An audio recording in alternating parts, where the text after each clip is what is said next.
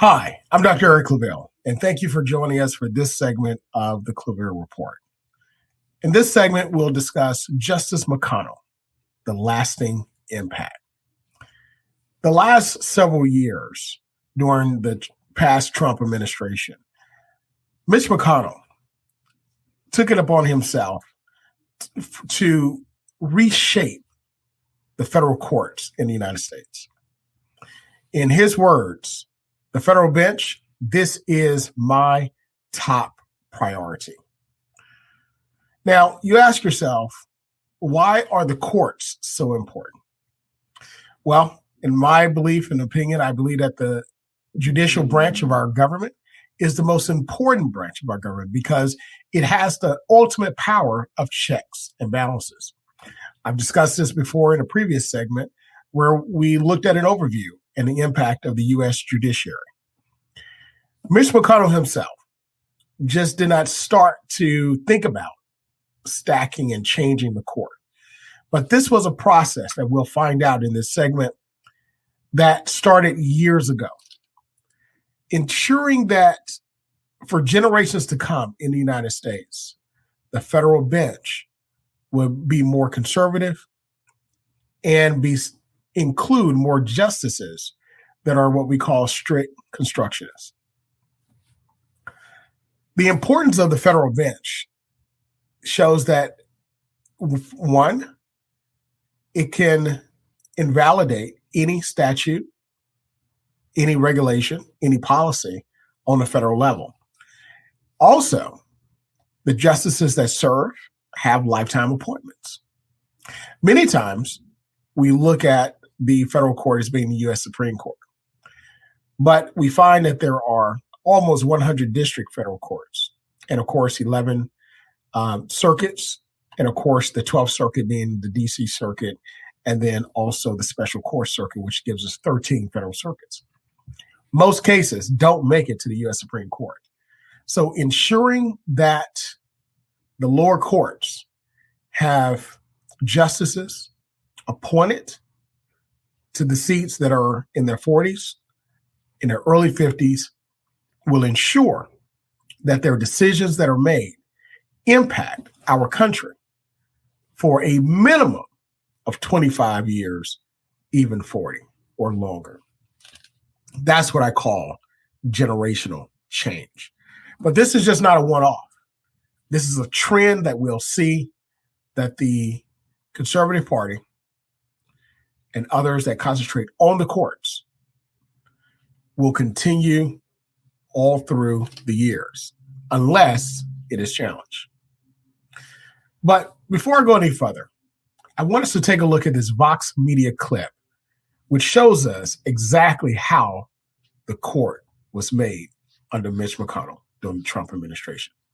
Let's take a moment. Let's take a look at this. Of the three branches of government as the president, Congress, and the Supreme Court.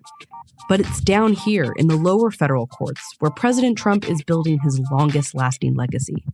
You know, when I got in, we had over 100 federal judges that weren't appointed.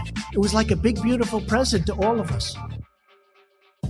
Federal courts hear lawsuits involving the Constitution or laws made by Congress. Say a city pays a female employee less than her male counterpart. That violates the Equal Pay Act, a federal law. So that case would start here, where all federal lawsuits start, in a district court. There's at least one in every state. For example, California is home to 61 judges who serve on the state's 4 district courts. If the case is appealed, it moves up to the aptly named Court of Appeals. It's made up of 13 circuit courts, and they each hear cases from different parts of the country. So a case that started in California will move up to the Ninth Circuit Court because they hear cases from the western part of the U.S. If it's appealed again, it'll go to the Supreme Court. But they only hear less than 100 cases a year. The circuit courts, they hear 50,000. For most federal cases, these judges give the final precedent-setting ruling. They're kind of a big deal. And every single judge here is nominated by the president and serves for life. Now here's a chart showing how many circuit court judges a president confirmed by what time in their presidency. There's Ronald Reagan's, and this is George H.W. Bush's, Bill Clinton, and George W. Bush. All pretty consistent, right? Now here's Barack Obama's. Look how it totally flatlines in his last 2 years. That's because all federal judges are nominated by the president, but then have to be confirmed by a vote in the Senate. And after the 2014 election, Republicans gained control in the Senate, and Mitch McConnell stopped holding votes on nearly all of Obama's court picks, from the Supreme Court all the way down to the district courts. So when Trump took office, not only did he have a ton of vacant seats to fill, he had a Republican-controlled Senate to help fill them quickly. In fact, Trump has appointed more circuit court judges in the first half of his first term than any other modern president. But his judges are different. This is where all the judges nominated by each president fall on a scale between liberal and conservative, determined by their past political donations. And here's the median score for those judges. You can see that appointees on both sides have moved further to the left and right of their party's medians. But Trump's median pick is more conservative than Obama's was liberal, and more conservative than his Republican predecessors. And if you look at the ideological distribution of judges appointed by previous presidents, you can see tails at either end. Both Republican and Democratic presidents appointed some judges that leaned the other way. But Trump, not really. Traditionally, presidents need to work with the Senate. If a judgeship opens up in, say, Texas, the nominee would need the approval of the Texas senators. No approval, no vote. It makes presidents compromise with the opposite party and prevents them from stacking the courts with super partisan judges. That's why these past presidents had to have a spectrum of judges. But when Trump nominated 2 men for seats on the Ninth Circuit, the court that keeps overturning Trump's executive orders, the 2 Democratic senators from California opposed both of them, calling them far outside the judicial mainstream. One because of some controversial writings in college, and the other because of his prior work as a defense lawyer, including for oil companies where he argued climate change isn't real. Normally, this would mean they would never get a vote, let alone a hearing. But Republicans aren't honoring the century-old informal rule, and judges are being confirmed without the support of either home state senator, including those 2 on the 9th. Trump has now appointed 7 new judges to the Ninth Circuit, 1 because Obama's nominee wasn't allowed a vote, and 4 without the approval of home state senators. He's expected to appoint at least 2 more judges before his first term is over.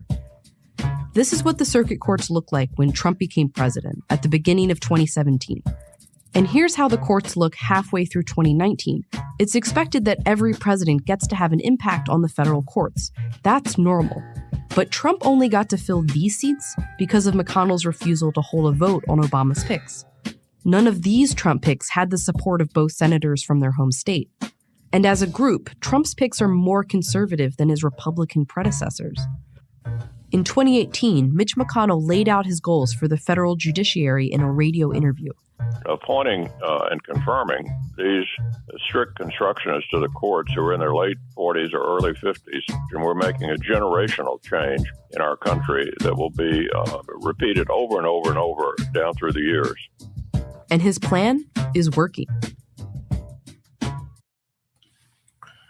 Since 2018, he stated that we're creating a generational change on the federal judiciary, reshaping the federal judiciary.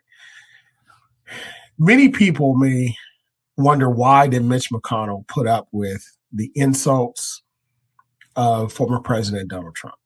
Why did he put up with the chaos that was created? This was the reason why. To reshape the courts, the federal courts in the United States.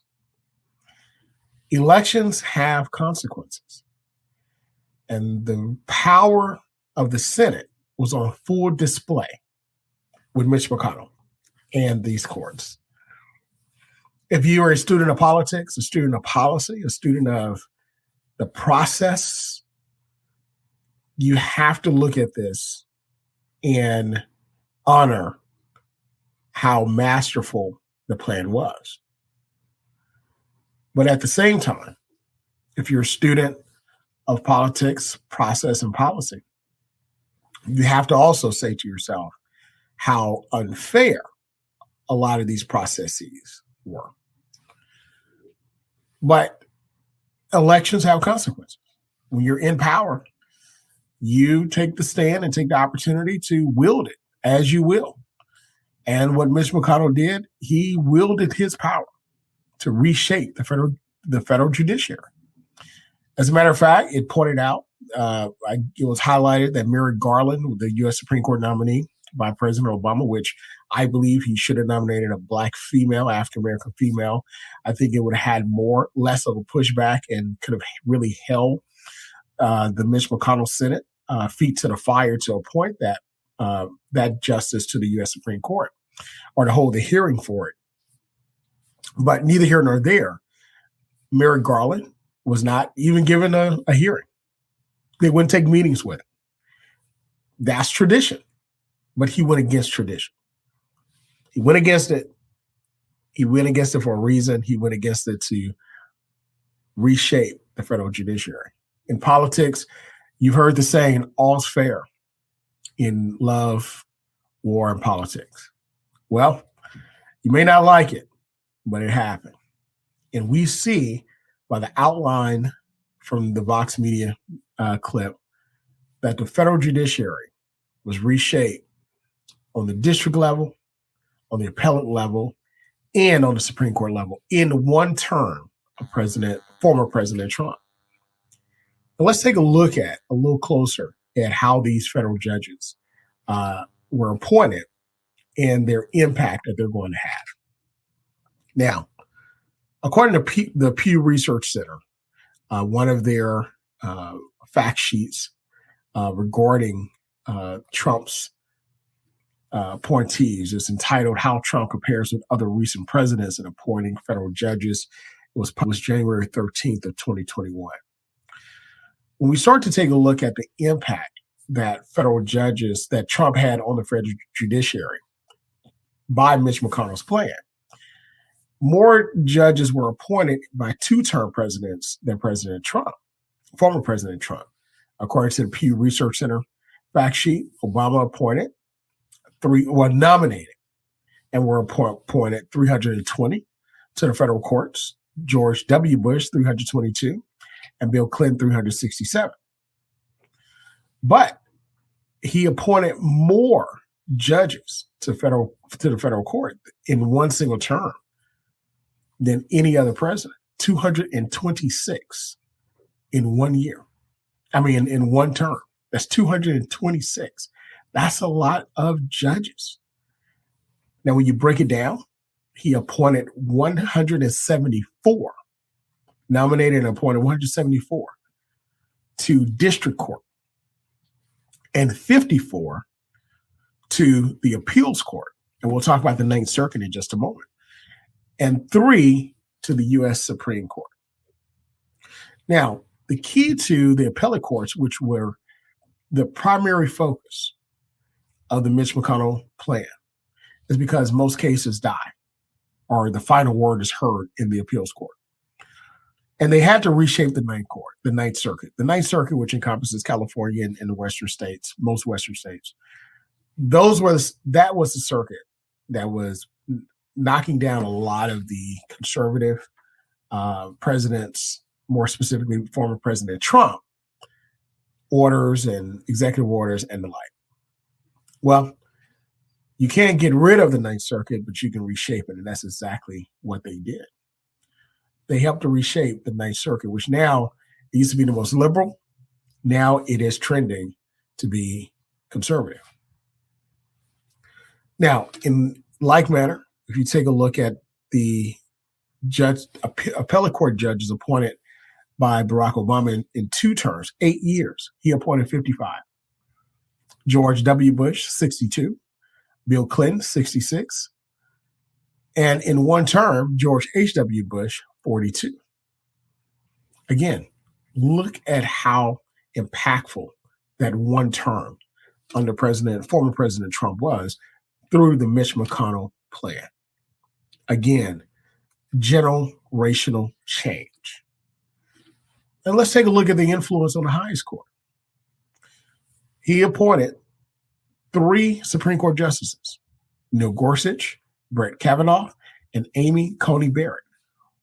All of these, now they're the most by any president since Ronald Reagan, who appointed 4. But that was 4 in 2 terms. And of course, the most by any one-term president is Herbert Hoover.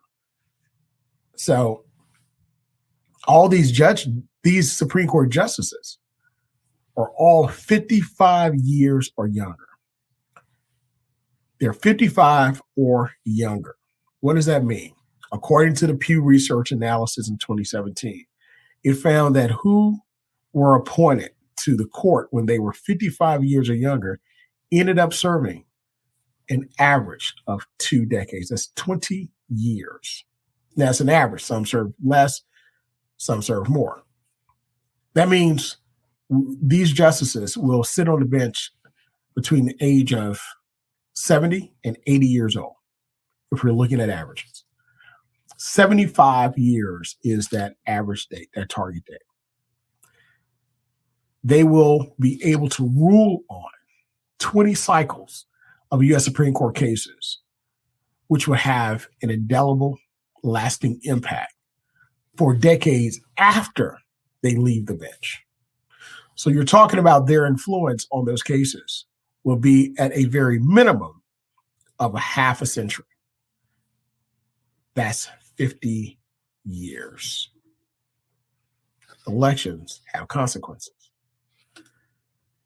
When we start to take a look at the breakdown of the ethnicity and gender of these judges or justices to the federal judiciary, that women only accounted for 24% of the Trump's judicial appointees. That's a bit higher than its Republican counterparts that served both George H.W. Bush and George W. Bush, but below Barack Obama's 42% and Bill Clinton's 28%, according to Pew Research Center. So that tells us that the court itself is more male, appointed under former President Donald Trump. But not just that, but also let's take a look at the ethnicity of these justices and federal judges. He appointed a smaller share of non-white federal judges than recent presidents. About 1 in 6, according to this research study, of judges appointed by Trump, which is 16%, are either Black, Hispanic, Asian, or other race or ethnicity. So you throw everybody else into one pot, it's about 16%. That means 84% of all the justices and federal judges that are appointed by former President Trump under Mitch McConnell's plan, which he gave the list and said, we want these individuals to be nominated. 84% are white males. 84% are white males who are going to serve on these federal benches a minimum of 2 decades, and their impact on the court will be about a half a century, 50 years or more. If you're listening to these numbers, listening to these statistics, you're now seeing the Mitch McConnell plan and how the impact of this particular court can be for decades to come, generations to come. As he said, generational change. Elections have consequences. Those that voted and wanted this conservative court, you got it. Those that did not, this is something that you have to deal with. And you have to ask yourself, what could we have done? And we're going to take a look at that in just a moment, but not now. I want to bring out something else. More than a quarter of currently active federal judges, more than 25%, over 25% of active federal judges are now Trump appointees. In 4 years, former President Donald Trump, under the Mitch McConnell plan, now have the stamp that I was appointed by former President Donald Trump. That is huge. That is huge. So, where do we go from here? What are some of the examples of how the court itself can now start to reshape policy? Because keep in mind, that the court itself is a policy-making branch of the government as well. Now, it wasn't set up to be that way. But after the powers of judicial review were established in Marbury versus Madison, a landmark case of the U.S. Supreme Court, which gave them the power to review any federal act, any federal regulation that comes through the government to validate or invalidate it, or to change it, whichever way. That makes them policymaking. So that's where you get these politicized labels as being activist judges or justices and strict constructionists and the like. And we're going to look at those two labels in just a moment. But let's take, for example, the landmark civil rights legislation. Now, could that landmark civil rights legislation of the 1960s and 70s, could it be turned and say we don't need it anymore? Many people will say on one side, say, oh, don't worry about it. You know, this is not of our concern. But let's take a look at the Voting Rights Act of 1965. Shelby County versus Holder. Shelby County versus Holder, which was a case that came and rose to the level of the U.S. Supreme Court during the last term of President Obama's two terms as president, basically started to invalidate the pre-clearance provision of the Voting Rights Act. Now, we've talked about this in another ClaVille report. Go back and take a look at it where we talked about voting and the impact of voting. But many did not believe that pre-clearance would be taken away. But the moment that conservatives got an opportunity to eliminate it, they did. Not just on the federal level, but also on the state level. Case in point. States that are traditionally discriminating against African Americans with the right to vote during the time of Jim Crow and segregation, through poll taxes, grandfather clauses, guess how many jelly beans in a jelly bean jar, guess how many bubbles in a bar of soap, poll taxes and the like, and outright intimidation and killing of African Americans just trying to vote. The 1965 Voting Rights Act said anytime that you change your laws, your policies, or even redraw your lines of districts, you got to send it to the U.S. Department of Justice Civil Rights Division to get it reviewed to make sure that it's not going against federal law and taking away or abridging the rights of African Americans to vote, which traditionally those states had done, before it is approved. Well, that was taken away because it said, well, it was originally created to ensure that African Americans were registering at a high rate and may vote at a high rate or significant rate as their white counterparts, which is true. But what they failed to realize is that that wasn't a provision that everybody agreed upon. That was a provision that had to be in place to protect, because the heartbeat of the people in those states had not changed. But the moment they got a chance to take it away, Shelby versus Holder, they did. And from that moment, when the judges invalidated the pre-clearance part of the Voting Rights Act, states took action almost overnight, where they started now to implement more restrictive voting laws in their states, specifically denying African Americans and others that do not vote Republican or conservative the right to vote. Now, when you say they can still vote, the answer is yes. But the laws became restrictive and made it extremely hard, causing undue burden. As a matter of fact, the Fourth Circuit Court of Appeals, which is why the Appellate Court is so important, they took a look at the restrictive provisions of North Carolina's law in 2017.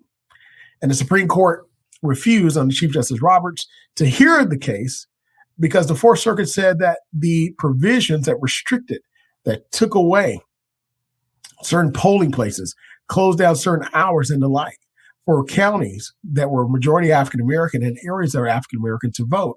They said it was with surgical precision to deny or discriminate against African-American voters, period. That was the reason for the law. Under former Governor Pat McCrory, he tried to appeal it. The Supreme Court said no, the law was invalidated. That's the power of the checks and balances of the Appellate Court, which is why the Mitch McConnell plan was so important to help reshape the federal judiciary. so that those types of laws would now pass and turn back the clock on so many laws and public policies that help to create the atmosphere and give the ability for all Americans, more specifically African Americans, to participate fully, freely, without hurt, harm, or danger in the American process of achieving the American dream: voting, buying homes, employment, investing, and the like. The list goes on and on. We'll talk about a lot of this in future series when we take a look at reparations and what that really means, and the restrictive laws and public policies under critical race theory that denied African Americans and other ethnic minorities and women the ability to just to participate equitably and fairly in a system. Now, of course, the results, if you put two people in a race, the results are going to be different. Somebody's going to win, somebody's going to lose, but can you get in the race? And that's the key, having the ability to get in the race. So when I talk about elections have consequences, the question becomes, what could the other side, the Democrats, could have done to stop this? Again, if you agree with the Mitch McConnell plan, you win. You're winning now. But if you disagree with it, you're losing now. What could have been done? So let's take a look at this clip from Vice Media, which shows us what could have been done, but why the Democrats could not stop it, even during a pandemic. Senator McConnell and Republicans in the Senate have made no secret of the fact that we consider this a priority. That priority is confirming conservative judicial nominees, and a lot of them, to federal courts. President Trump and Senate Majority Leader Mitch McConnell are fast approaching a new milestone with 193 federal judges confirmed in the last 3 years. Trump's appointed more judges than any president at this point in a term, since the courts were expanded over 40 years ago. You know about the 2 Supreme Court justices that Trump appointed to the bench. The rest have been quietly filling lower court seats. Trump and McConnell have confirmed 138 seats in district courts and 51 seats in the higher appellate courts. It's important for your listeners to know that most litigation never makes it to the Supreme Court. He's right. The Supreme Court receives over 7,000 petitions a year. They take about 80. If it rejects a case, the ruling by the lower court stands. Thousands of decisions affecting the daily lives of Americans are being made in courts that are rapidly filling with judges of Donald Trump's choosing. Judicial nominations are so important that McConnell called back the Senate in a pandemic for a judiciary hearing. And Republicans are fine with that.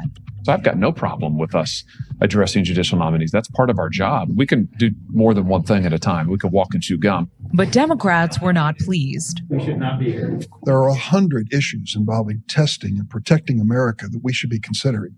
Instead, we're taking Senator McConnell's favorite federal judge in Kentucky to give him a promotion today.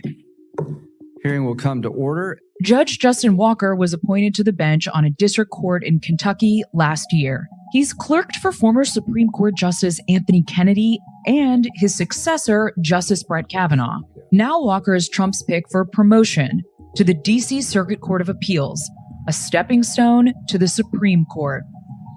This makes Democrats nervous. I think your average Democratic voter, may be clear about the risk to Roe versus Wade and access to reproductive health care, but may not see the ways in which this conservative move, both on the Supreme Court and now throughout the federal judiciary, is the beginnings of what would be a dramatic rollback in the ways in which the federal government has been able to act in the best interest of the American people. Republicans know the impact conservative judges can have on voting rights, immigration, and abortion, and its appeal to the conservative vote. We're going to process as many conservative judges as we can. We're in charge of that committee, and we're going to use it wisely. There are less than 6 months until the elections, and McConnell is trying to secure this legacy. We will leave no vacancy behind. We'll keep confirming these young men and women. 1 in 4 circuit court judges around the country is now a Trump appointee, with an average age of 48. And these are all lifetime appointments. For now, Senate Democrats For now, sitting Democrats are powerless. Now, of course, that was during the pandemic. We've come out of the pandemic. The Trump administration is over. But the McConnell plan to reshape the federal judiciary during the Trump administration is complete. 1 in 4 appellate court justices are Trump appointees. 3 Supreme Court justices, 1/3, are Trump appointees. Overall, 226 is the number of active judges appointed by former President Donald Trump under the Mitch McConnell plan. That brings it to 28% of all active judges are now Trump appointees. And the Democrats were powerless because of process. Mitch McConnell understood the process, and he was willing to go against tradition. Not break the law, but go against tradition in holding meetings and hearings and then also the nuclear option of needing 60 votes. All you needed was 50 plus 1. Now, the importance of the 60 vote is that more justices would be not too liberal, not too conservative, not too far right or far left, but they'll be closer to the middle. Because ultimately, when you look at and balance the scales of justice, you want an even balance. You don't want to weigh too far to one side or too far to the other. 60 votes gives you that because you have to come to the table to negotiate and compromise on some issues. But now, because of the legislative branch and the executive branch, some believe that the court has been even more politicized and radicalized from one side to the other. So where do we go from here? Elections have consequences. As we noted, these appointees to all federal courts, district court, which is the trial level, appellate court, intermediate appellate court in the circuits, and the U.S. Supreme Court, all of these are lifetime appointments.